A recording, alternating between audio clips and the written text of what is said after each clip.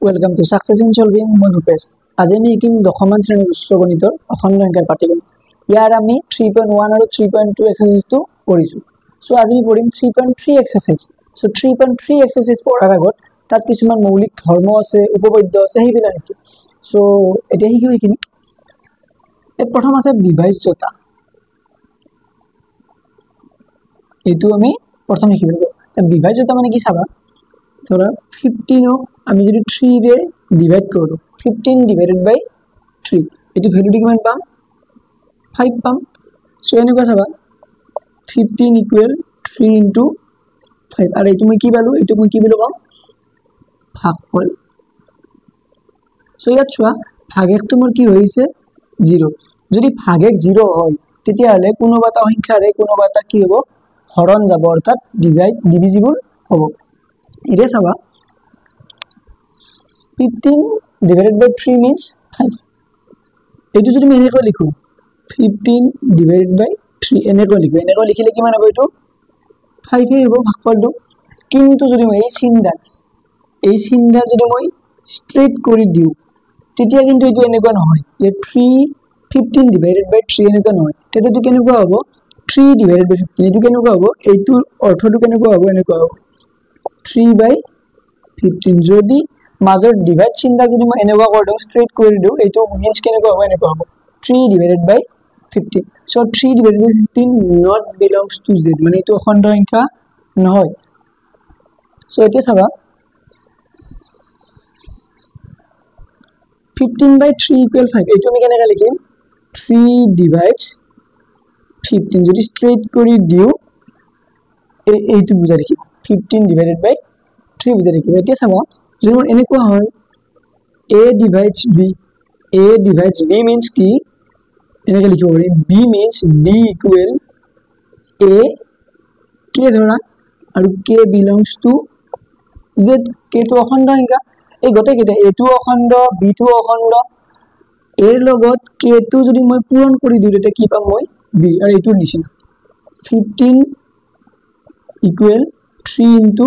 5 ধৰা এইটো মোৰ হল b, এইটো মোৰ হল a আৰু 5 টো হল মোৰ k। a divides b means কি লিখিম মই? b equal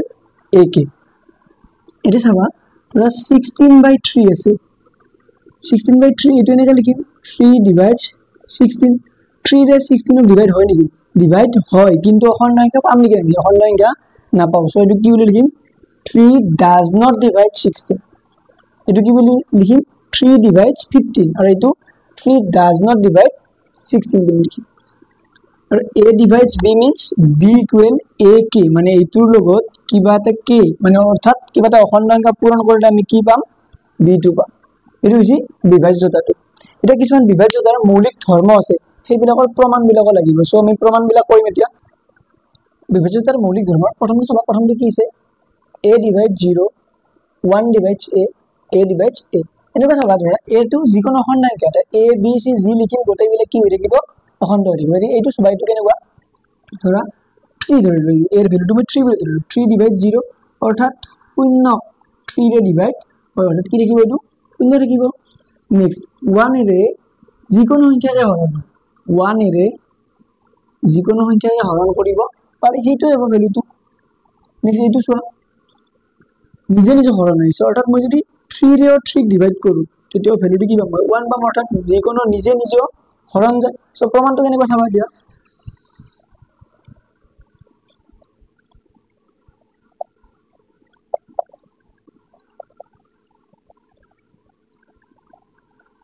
যিকোনো অখণ্ড সংখ্যা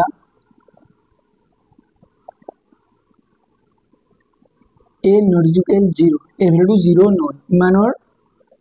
বাবে, এটো যিকোনো অখণ্ড সংখ্যা এৰ বাবে এৰ লগত যদি মই 0 টো পূৰণ কৰি দিও, a পূৰণ 0 ইকুৱেল কিমান পাম? 0। গতিকে মই কি পাম? এৰ লগত 0 পূৰণ কৰিলে 0 পাম, মানে এই a টোৰে এই 0 টো ডিভাইড হয়। অৰ্থাৎ আমি এনেকৈ পাইছিলো 15 যদি মই 3 ৰে ডিভাইড কৰো তেতিয়া কি আছিল? এই 15 ইকুৱেল কি আছিল? 3 into 5 বুলি কোৱা আছিল। ইয়াত চোৱা এইটো হৈছে এৰ লগত 0 পূৰণ কৰিলে কি পাম? 0, অৰ্থাৎ a divides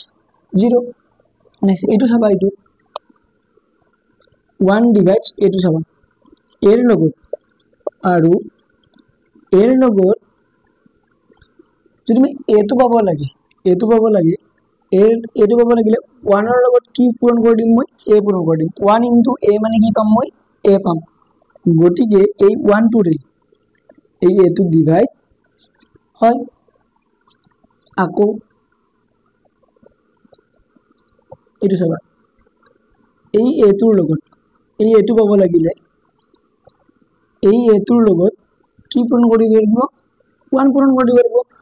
a পূৰণ 1 মানে কি পাম a পাম গতিকে এই এটোৰে এইটো a ৰে এইটো a ডিভাইড হয় তুতো চাবা কি দি আছে a ডিভাইডস 1 যদি এর যদি হে a ইকুয়াল প্লাস মাইনাস 1 কি দিছে চাবা a রে 1 অক ডিভাইড হবো যদি আৰু যদি হে a ইকুয়াল প্লাস মাইনাস 1 এটা চাবা a divides 1 means 1 by a হইছে নেকুৱা এটা চাবা 1 এৰ ভ্যালু যদি মই 1 বহুৱাই দিও 1 বাই 1 বাই 1 মানে 1 হৈ যাব এটো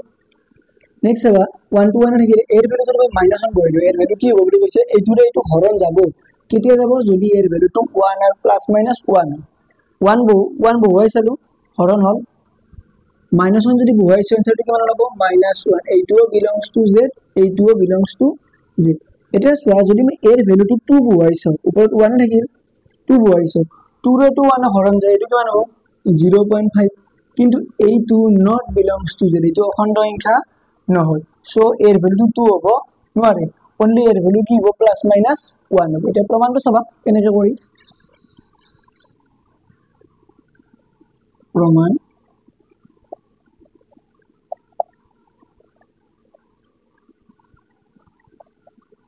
ধৰা হল প্ৰথমতে এইটো ধৰি লম এইটো প্ৰমাণ কৰিম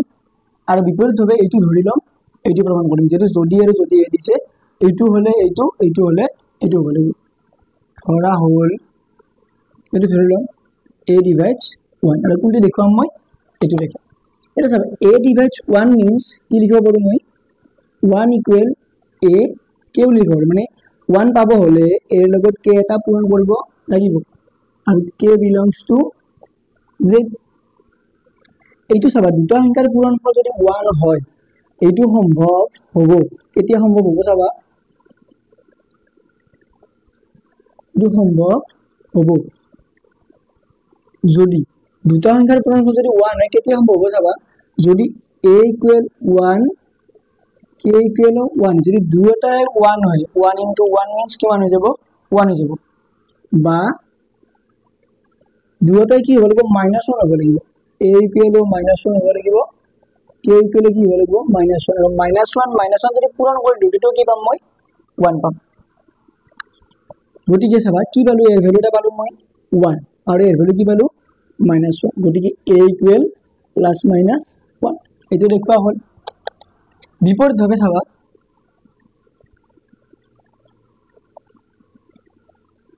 বিপৰীতভাৱে এইটো ধৰি লম ধৰা হল a ইকুৱেল +-1 বুলি ধৰি ললো মই দেখুৱাব কি লাগে a ডিভাইডস 1 এটা চাবা যেহেতু মই a ইকুৱেল +-1 ধৰি লৈছো এৰ ভ্যালু দুটা পাইছো এটা পাইছো 1 আৰু এটা পাইছো -1 এতিয়া a ইকুৱেল 1 হলে যদি এৰ ভ্যালুটো 1 হয় তেন্তে এই 1 টোৰ লগত 1 পূৰণ কৰিলে কি পাম মই 1 পাম এই 1 টোৰ লগত এৰ ভ্যালুটো 1 ধৰিছো 1 ৰ যেটো 1 পাইছো 1 ৰ লগত 1 পূৰণ কৰিলে 1 পাম এমপ্লাইজ কি বুলি লিখিব পাৰিম এইটো 1 ৰে এইটো 1 ডিভাইড হ'ব 1 ডিভাইডস 1 আৰু এবাৰ চাবা a ইকুৱেল -1 যদি এৰ ভ্যালুটো -1 হয় -1 হলে a ইকুৱেল 1 হলে 1 ইনটু 1 ইকুৱেল 1 পাম এটো হৈ গল a ইকুৱেল -1 হলে -1 ৰ লগত যদি -1 পূৰণ কৰি দিও এটা কি পাম 1 পাম -1 ৰ লগত -1 পূৰণ কৰিলে কি পাম মই 1 পাম অৰ্থাৎ এইটো -1 ৰে এইটো আনো হৰণ যাব এটা কি ভাগফল পাম মই -1 পাম -1 ডিভাইডস 1 গতিকে গতিকে কি পালো মই a divides 1 মানে 1 এর 1 ডিভাইড হল -1 এর 1 এ ডিভাইড হয় আৰু এই -1 আৰু +1 টো কাৰ ভ্যালু আছিলে a এৰ ভ্যালু অৰ্থাৎ a divides 1 যদি আৰু যদি a equal +-1 ফিটো চাবা যদি a divides b আৰু c divides d তেন্তে ac divides bd সব সংখ্যা যদি লৈ লো a এর ভ্যালু যদি মই 3 বুলি লও b এর ভ্যালু যদি মই 9 বুলি লও 3 divides 9 এটো হয় এটো চাবা জৰা c এৰ ভ্যালু মই 2 ললো d এৰ ভ্যালু ধৰা মই 8 ললো 2 divides 8 হয় এটা চাবা মোক কি দেখাব দিছে 3 আৰু 2 টো যদি মই পূৰণ কৰো এইটা পূৰণ কৰাৰ ফলত আৰু যদি 9 আৰু 8 মই পূৰণ কৰো তেতিয়াও এই ac ৰে bd ডিভাইড হ'ব এতিয়া চাবা এটো মানে 9/3 আৰু এটো মানে 8/2 ইয়াত চোৱা এইটো আমি পূৰণ কৰিছো ওপৰত এইটো আমি তলত পূৰণ কৰিছো এইটোৰে এইটো যাব 3 বাৰ এইটোৰে এইটো যাব 4 বাৰ আনসাৰ 3 * 4 মানে কিমান পালো 12 অৰ্থাৎ এইটো পূৰণ কৰিলেও এইটোৰ পূৰণ ফলটো হৰণ যাব এটো দেখুৱাব লাগিব এটা চাবা দিয়া আছে এটো দিয়া আছে a divides b এটো কেনেকৈ লিখিব পাৰো b equal a k বুলি লিখিব পাৰো কাষত লিখি দিম যে k belongs to z ইয়াত a b c d এই গোটেই বিলাকে হল অখণ্ড সংখ্যা কিন্তু k টো ইয়াত কি বুলি লিখিছো মই অখণ্ড বুলি লিখিছো এটো পালো মই এটো নম্বৰ দিলো ধৰা 1 আৰু কি দিয়া আছে এটো দিয়া আছে c divides d এটো কি বুলি লিখিব পাৰি d equal ধৰা c p বুলি লিখিব ধৰা p belongs to z c ৰ লগত p পূৰণ কৰিলে d পাম এটা আমি কি দেখুৱাব লাগে চোৱা ac divides bd এটো যদি দেখুৱাব লাগে মই bd equal এনেকৈ পাব লাগিব ac ৰ লগত সামথিং কিবা এটা পূৰণ কৰিব লাগিব যদি এইটো মই দেখুৱাব পাৰো তেতিয়া মোৰ ac ৰে bd ডিভাইড হ'ব এতিয়া চাবা এইখিনি এতিয়া এটো নম্বৰ দিলো 2 এতিয়া 1 পূৰণ 2 এটা পূৰণ কৰি দিলো কি পাম এটো এমপ্লয়িজ bd কে কিমান হ'ব ak পূৰণ ak dot cp left hand side পূৰণ আৰু ৰাইট হ্যান্ড সাইড পূৰণ কৰি দিলো এতিয়া চোৱা ইয়াত a আৰু c2 মই সিঙ্গল কে লিখিম a আৰু c2 লিখিলো আৰু কি লিখিম k আৰু p টো সিঙ্গল কে লিখিলে এতিয়া চোৱা ac ৰ লগত এটো নিচিনা হয় ac ৰ লগত kp পূৰণ কৰিলে কি পাম bd পাম therefore ac divides bd ইয়াত চোৱা kp টো belongs to z k টো অখণ্ড সংখ্যা p টো অখণ্ড সংখ্যা আৰু দুয়োটাৰ পূৰণ ফলটো কি হ'ব অখণ্ড সংখ্যা হ'ব সো ac ৰ লগত kp পূৰণ কৰিলে bd পাব মানে ac divides bd ফটো চাবা a divides b আৰু b divides c তেন্তে a divides c এটা চাবা ধৰা 3 divides 6 আৰু ধৰা 6 divides 18 a divides 6 ধৰিলো আৰু b divides c মানে 6 divides 18 ধৰিলো এটা চোৱা 3 ৰে 18 ডিভাইড হয় 3 divides 18 হয় আৰু এটো দেখাব লাগিব এটা সব প্ৰমাণটো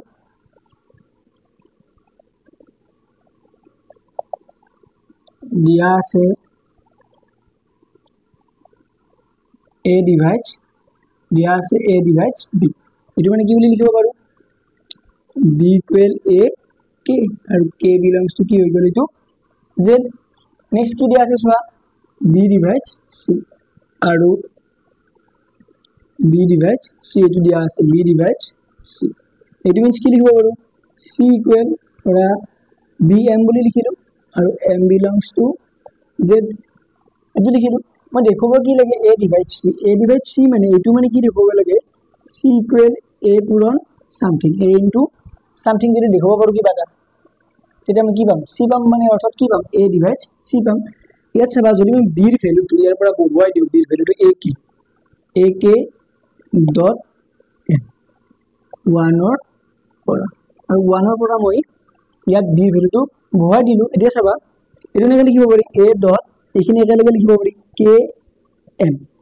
a ৰ লগত km পূৰণ কৰিলে c পাম a ৰ লগত km পূৰণ কৰিলে c পাম গতিকে কি লিখিব পাৰো a divides c আৰু ইয়াত চোৱা km2 belongs to z, k belongs to z, m belongs to z আৰু দুটাৰে পূৰণ ফলটো belongs to কি হ'ব z। থাৰ্ডটো কি দিছো a divides b আৰু b divides a যদি আৰু যদি a equal plus minus b। এই সব এটা উদাহৰণ পাহৰিকো 3/3 3 ৰে 3 ডিভাইড হয় -3 को 3 रे डिवाइड হয় 3 रे 3 को डिवाइड হয় 3 रे -3 को डिवाइड হয় नेक्स्ट हवा 3 এই 3 তো -3 रे डिवाइड হয় আৰু -3 তো -3 তো -3 रे डिवाइड হয় এটা সো এটো যদি আমি a বুলি কও a ডিভাইডস b যদি এটো মই a বুলি কও এটো যদি মই b বুলি কও a ডিভাইডস b এটো সো -a ডিভাইডস b তো হয় -b হ'ব আৰু -a/-b হ'ব এটো কেতিয়া হ'ব যেতিয়া a আৰু b তো কি হ'ব লাগিব ইকুৱেল হ'ব লাগিব দুটা কি হ'ব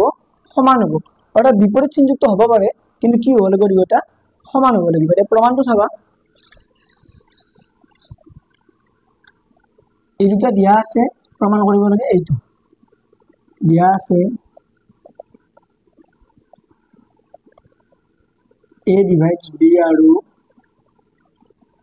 b divides a to দিয়া আছে এইটো মানে এনেকৈ লিখিব পাৰো a divides b মানে b ইকুৱেল ধৰা মই a r বুলি লিখিলো আৰু এইটো মানে b divides a মানে a ইকুৱেল ধৰা মই bk বুলি লিখিলো a b equal a r বুলি লিখিলো a ইকুৱেল bk বুলি লিখিলো আৰু লিখি দিম যত r,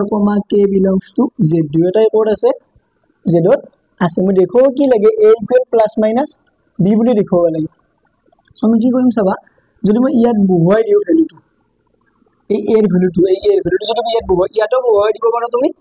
এটোতো বহুৱাই দিব পাৰা b এৰ ভ্যালুটো বা ইয়াতো a এৰ ভ্যালুটো বহুৱাই দিব পাৰা যদি ইয়াত মই এই ভ্যালুটো বহুৱাই দিও a এর ঠাইত bk dot r m plus এটা সোয়া দুইফালে b to b to কাটি দিব পাৰি এটা কি লিখো 1 ইকুৱেল কি লিখিব k r 1 ইকুৱেল কি পাই যাম মই k r পাই যাম আৰু এইটো বিভাজ্যতাৰ 2 নম্বৰতে পাইছিলো মই কি পাইছিলো দুটা সংখ্যাৰ পূৰণফল যদি 1 হয় গতিকে k টো কি হৈ যাব প্লাস মাইনাস 1 হৈ যাব দুটা সংখ্যাৰ পূৰণফল যদি 1 হয় এইটোও প্লাস মাইনাস 1 আৰু r টো কি হৈ যাব প্লাস মাইনাস 1 হৈ যাব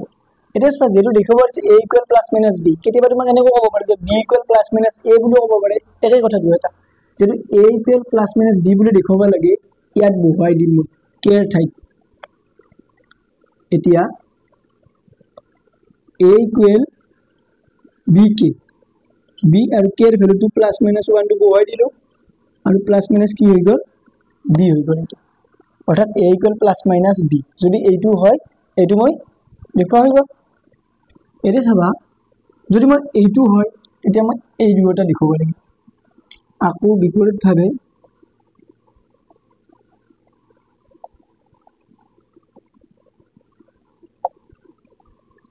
a equal plus minus b এৰ ভ্যালুটো কিমান কৰিব মই প্লাস মাইনাস b বুলি পালো এতিয়া a equal plus minus b মানে a ইকুৱেল এটা কি হৈ যাব ইয়াৰ ভ্যালুটো কেনেকুৱা হ'ব a ইকুৱেল b পাম a ইকুৱেল মাইনাস b মানে ক'ব এটা a ইকুৱেল b পাম এটা a ইকুৱেল কি পাম মাইনাস b পাম এটা চাবা যেটো a ডিভাইডস b আৰু b ডিভাইডস a বুলি দেখাব লাগে সো a ইকুৱেল b আৰু a ইকুৱেল b পাম আৰু a ইকুৱেল মাইনাস এইটো পিছত লিখিম a ইকুৱেল b এটো দুবাৰ লিখিলো কিয় কাৰণে লিখিলো যেটো দুবাৰ দেখাব লাগিব এটো চাবা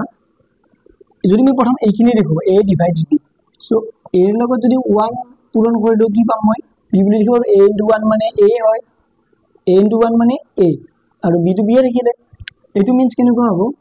a ডিভাইডস b মানে a এৰ লগত 1 পূৰণ কৰিলে b পাব মানে a ৰে b ডিভাইড হয় আৰু এটো চাবা এটো কেনেকৈ লিখিব লাগে এটো লিখিব b ডিভাইডস a এটো a টো ফিক্স ৰাখিম এটো কি কৰিম b dot 1 মানে b এৰ লগত 1 পূৰণ কৰিলে a পাব মিন্স কি লিখিব পাৰো এটো মিন্স b ডিভাইডস a মানে b ৰে a ডিভাইড কৰিলে ভাগফল কিমান পাম মই 1 পাম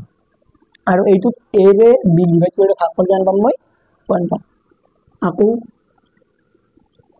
যদি a এৰ ভ্যালুটো এবাৰ মাইনাস b হয় a ভ্যালুটো মাইনাস b হয় তেন্তে আৰু কি বুলি লিখিব পাৰো মাইনাছ যদি মই এই পিনে লৈ আহো তেতিয়া কি লিখিব পাৰিম মাইনাছ a ইকুৱেল b বুলি লিখিব পাৰিম a ইকুৱেল মাইনাছ b তেন্তে মাইনাছ a ইকুৱেল b বুলি লিখিব পাৰিম আৰু এইটো সেম এইটো নিচিনা লিখিম a ইকুৱেল এইটো চাবা b ডট মাইনাছ 1 b ৰ লগত মাইনাছ 1 পূৰণ কৰিলে মই কি পাম a পাম implies b divides a আৰু এইটো চাবা a dot minus 1 equal b মানে a ৰ লগত minus 1 পূৰণ কৰিলে কি পাম b পাম কাৰণ a into minus 1 মানে minus a হৈ যায় এইটো means কি a divides b এটা চোৱা b ৰেও 1 ডিভাইড হয় a ৰেও b ডিভাইড হয় গতিকে কি বুলি লিখিব পাৰো মই a divides b আৰু b divides a এইটো আৰু এইটো হ'ব যদি আৰু যদিহে a equal plus minus b হয় 6 to কি ৰাখিবা যদি a divides b আৰু a divides c তেন্তে a divides bx plus cy সবাৰে কি a divides b a ৰ ভ্যালু ধৰা মই 3 ধৰিলো b ৰ ভ্যালু ধৰিলো 6 c ৰ ভ্যালু ধৰিলো 9 এটো মিন্স কেনেকুৱা 3 divides 6 এটো হয় 3 divides 9 এটো হয় কিন্তু দেখো কি দিছে a divides bx plus cy এটা চাবা এটো মোৰ b এটো মোৰ c সো 6 ৰ লগত ধৰা মই পূৰণ কৰিলো এটা 2 পূৰণ কৰিলো প্লাস এটো প্লাস দিলো আৰু 9 ৰ লগত ধৰা মই 5 পূৰণ কৰিলো 6 into 2 মানে কিমান হ'ব 12 9 into 5 মানে 45 আৰু 5 plus 2 মানে 7 আৰু 57 গোটেইখিনি কিমান পালো 57 পালো এটা 57 হ'ব এই গোটেইখিনিকো 3 ৰে মানে অৰ্থাৎ a ৰে অৰ্থাৎ 3 ৰে ডিভাইড হলে নহয় 57 ও 3 ৰে ডিভাইড হয় সো তে প্ৰমাণটো চাবা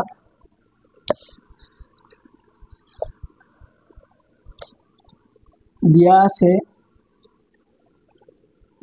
a divides b এটো মানে কি লিখিব পাৰো b equal a কে এটো লিখিব পাৰো কমা k belongs to z ইয়াত চোৱা b ৰ লগত এটা কি পূৰণ হৈছে এটা x পূৰণ হৈছে মই দুয়োফালে এটা x ৰে পূৰণ কৰি দিলো bx আৰু ak dot x আৰু x belongs to z এটো নিচিনা কৰিলো এটো নম্বৰ দিলো 1 আৰু কি দিয়া আছে a divides c এটো মানে এনেকৈ লিখিব পাৰো c equal a m বুলি লিখিলো m belongs to z এইবাৰ চোৱা c ৰ লগত কি পূৰণ কৰি দিয়া আছে ইয়াত y দিয়া আছে সো দুয়োফালে কি এৰে পূৰণ কৰি দিম মই y ৰে cy equal am dot y আৰু y belongs to z ধৰা এইটো নম্বৰ দিলো মই এটা চোৱা এই দুয়োটা কি কৰি দিয়া আছে যোগ কৰি দিয়া আছে এতিয়া 1 plus 2 দুটা মই কি কৰি দিলো যোগ কৰিলে কিমান হ'ব bx plus cy আৰু এইপিনে কি হ'ব akx plusamy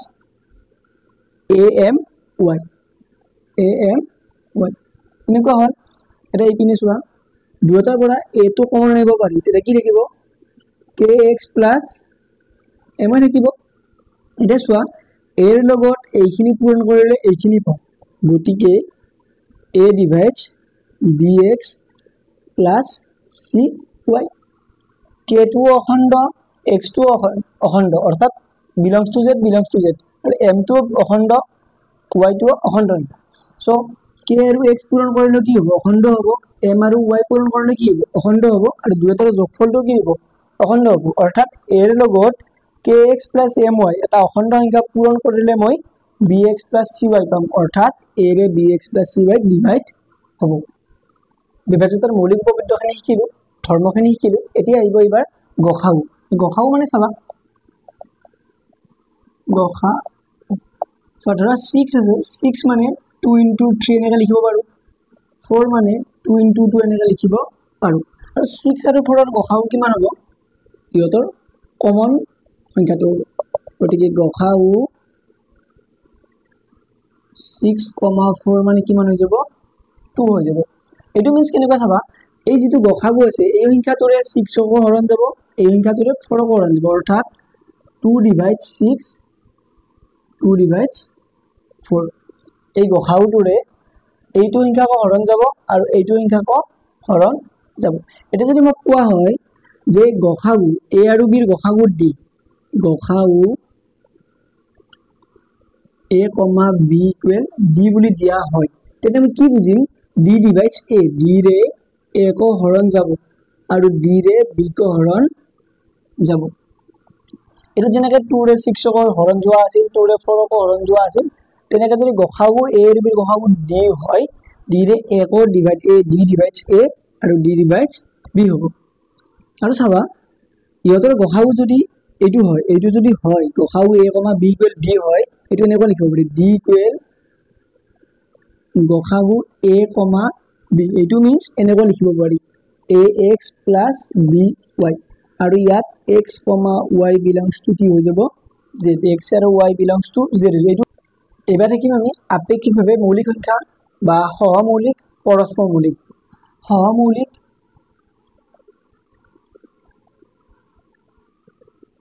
বা আপেক্ষিকভাৱে মৌলিক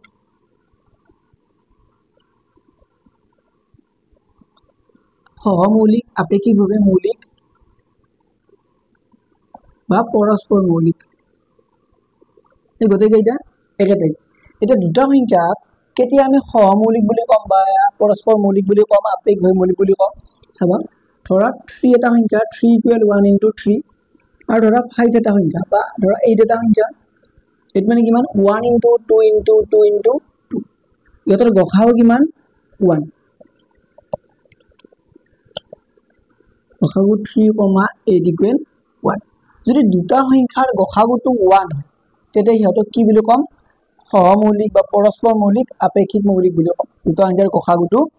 1 হলে আৰু ইয়াৰো আপেক্ষিকভাৱে মৌলিক সংখ্যাৰো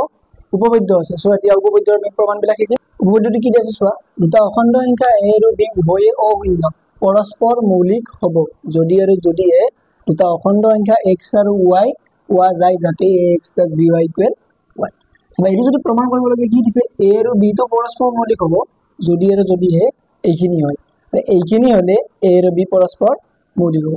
সো প্ৰমাণটো ধৰা হ'ল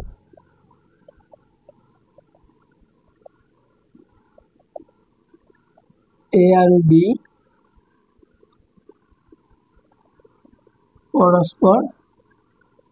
মৌলিক a আৰু b পৰস্পৰ মৌলিক বুলি ধৰিলো লিখিব লাগে কোনখিনি এইখিনি লিখো চাবা a আৰু b যদি পৰস্পৰ মৌলিক হয় আমি কি বুলি জানো গতিকে গসাগু a, b পৰস্পৰ মৌলিক কেতিয়া হয় ইহতৰ গসাগুটো কি হ'ব লাগে 1 হ'ব লাগে যদি গসাগুটো 1 হয় তেতিয়া a আৰু b মানে যিকোনো দুটা সংখ্যা কি হ'ব পৰস্পৰ মৌলিক হ'ব এটা চাবা গসাগু a, b এটো কেনেকৈ লিখিব পাৰো এটো ax plus by বুলি লিখিব পাৰো এটো উপপাদ্যটা আছে x, y belongs to z এটো প্ৰথমটো প্ৰমাণ হৈ গ'ল a b পৰস্পৰ মৌলিক হলে এইখিনি প্ৰমাণ হৈ গ'ল আৰু বিপৰীতভাৱে কি হ'ব চাবা এইখিনি ধৰি লম আৰু দেখুৱাম a আৰু b পৰস্পৰ মৌলিক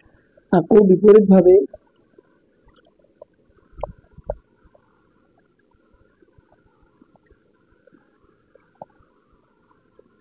ax plus by equal 1 এবাৰ কি ধৰিলো মই ax plus by equal 1 বুলি ধৰিলো দেখুৱাব লাগে কি a আৰু b পৰস্পৰ মৌলিক যদি a আৰু b পৰস্পৰ মৌলিক দেখুৱাব লাগে অৰ্থাৎ মই কি দেখুৱাব লাগিব যে a আৰু b ৰ গসাগুটো কি দেখুৱাব লাগিব 1 বুলি দেখুৱাব লাগিব আৰু মই 1 টো ডাইৰেক্ট দেখুৱাব নোৱাৰো সো মই কি কৰিম ধৰি লম ধৰা হ'ল গসাগু a, b মানে a আৰু b গসাগুটো মই d বুলি ধৰি লম আৰু d ৰ ভ্যালুটো যদি মই 1 বুলি দেখুৱাব পাৰো তেতিয়া a আৰু b ৰ গসাগুটো কিমান হ'ব 1 হ'ব আৰু যদি a আৰু b ৰ গসাগুটো 1 হয় তেতিয়া a আৰু b টো কি হ'ব পৰস্পৰ মৌলিক হ'ব চাবা ধৰা হ'ল গসাগু a, b ইকুৱেল d গতিকে যদি গসাগু a, b ইকুৱেল d হয় গতিকে কি পাম মই d ডিভাইডস a d ৰে a কো হৰণ যাব আৰু d ডিভাইডস b d ৰে b কো হৰণ যাব যদি d ৰে a কো হৰণ যায় d ৰে b কো হৰণ যায় আমি এটো জানা আছিল a divides b a divides c হলে কি জানা আছিল আমি a divides bx plus cy বুলি জানা আছিল এটো সো এটো খটুৱাই দিম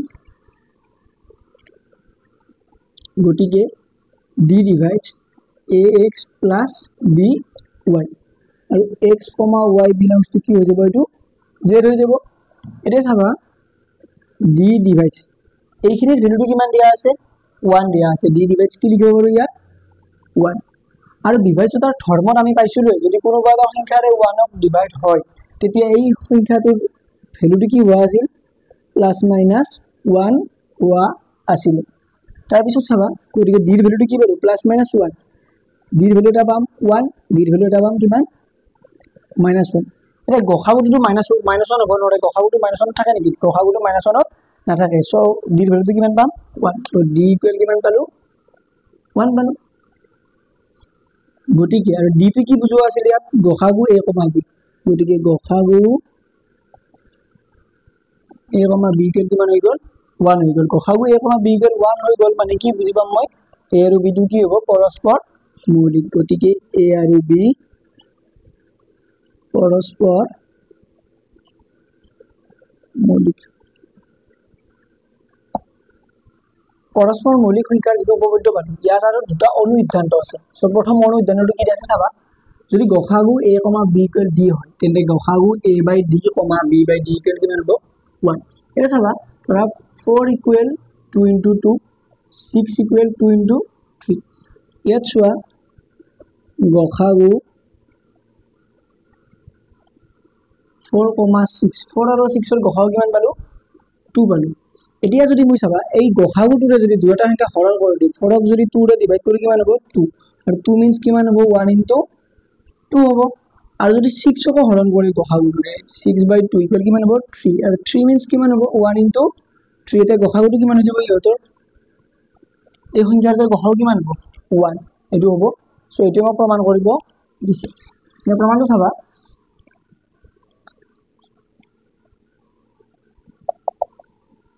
দিয়া আছে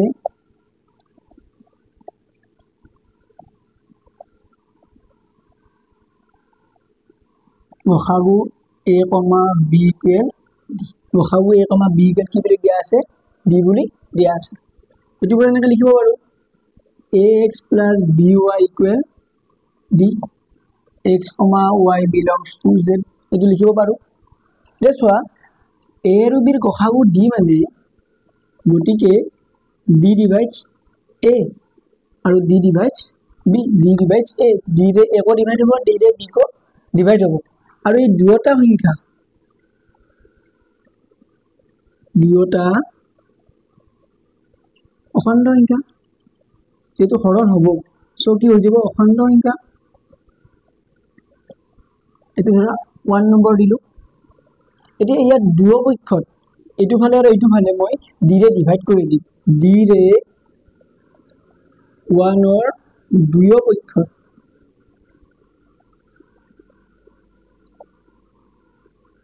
হৰণ কৰি d ৰে কি কৰি দিম দুও পক্ষত মই হৰণ কৰিলে ইপিনে কি হৈ যাব ax/d by আৰু ইফালে কি হৈ যাব d/d এটো এনেকৈ লিখিব পাৰি a/d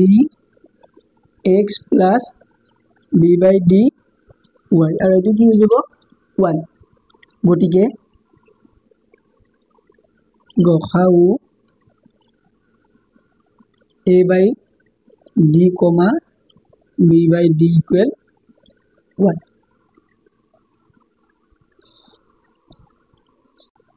অনুসিদ্ধান্তটো চোৱা যদি a divides c b divides c আৰু গসাগু a, b ইকুৱেল 1 তেন্তে ab divides c সাবাটা উদাহৰণ লৈলো a ৰ ভ্যালু 3 ধৰিলো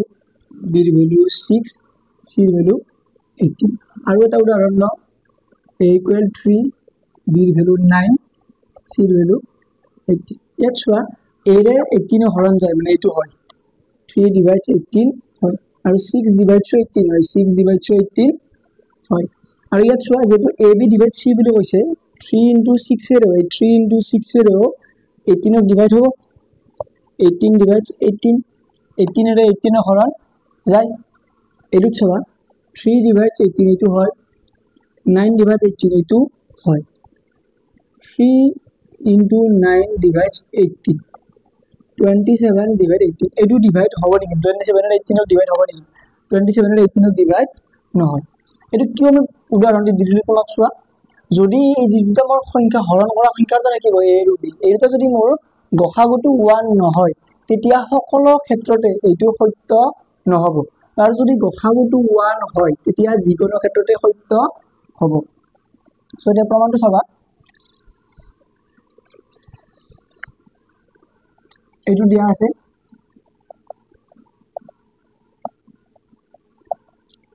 a divides c implies c equal a k k belongs to z বুলি লিখিলো কি দিয়া আছে b divides c এইটো মানে এনেকৈ লিখিব পাৰি c equal bm ধৰা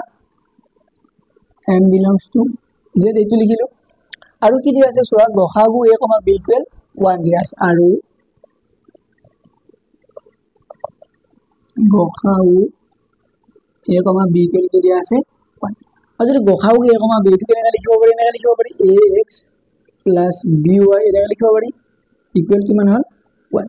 এটা সমক দেখুৱাব কি দিছে ab divides c এইটো দেখুৱাব লাগে এইটো মানে কেনেকৈ দেখুৱাব লাগে c equal ab পূৰণ সামথিং কিবা যদি ab এৰ লগত পূৰণ হৈ থাকে আৰু যদি ইকুৱেল মই c বুলি কওঁ তেতিয়া আমাৰ প্ৰমাণটো কমপ্লিট সো ইয়াতো c নাই সো আমি কি কৰিম দুয়োফালে c ৰে পূৰণ কৰি দিম c ax plus by equal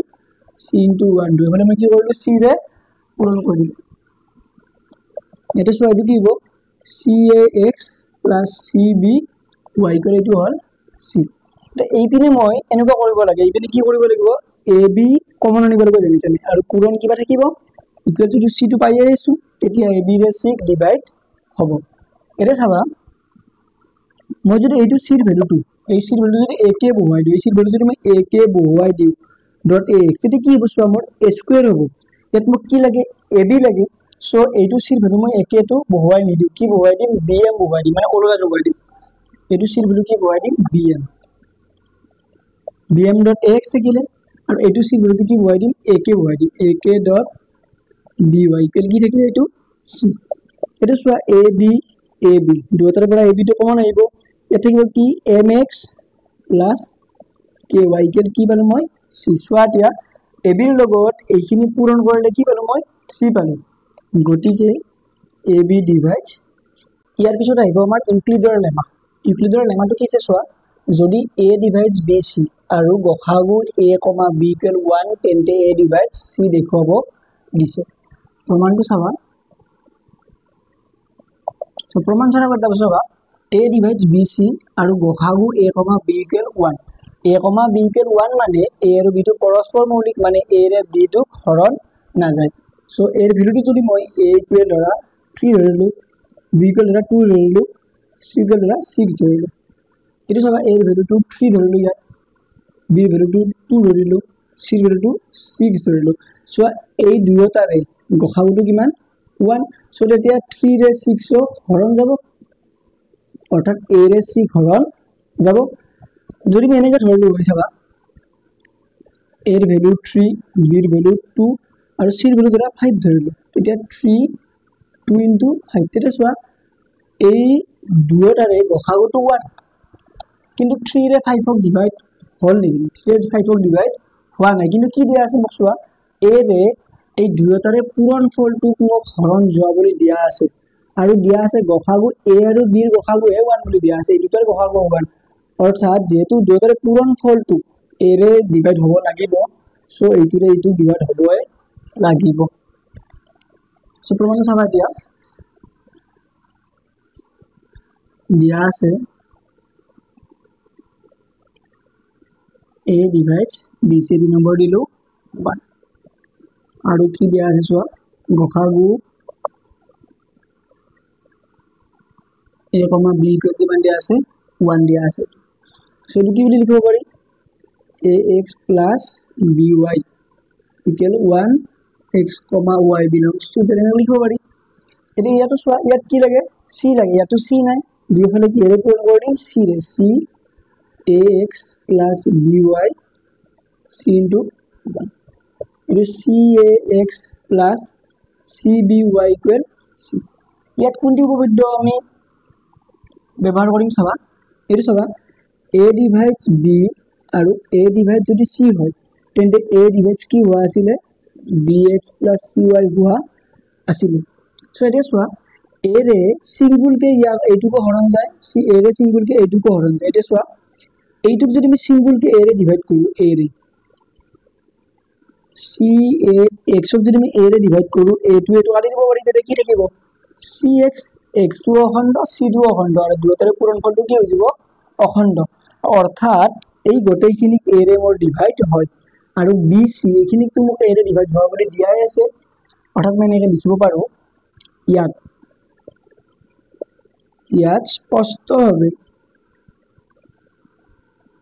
স্পষ্টভাৱে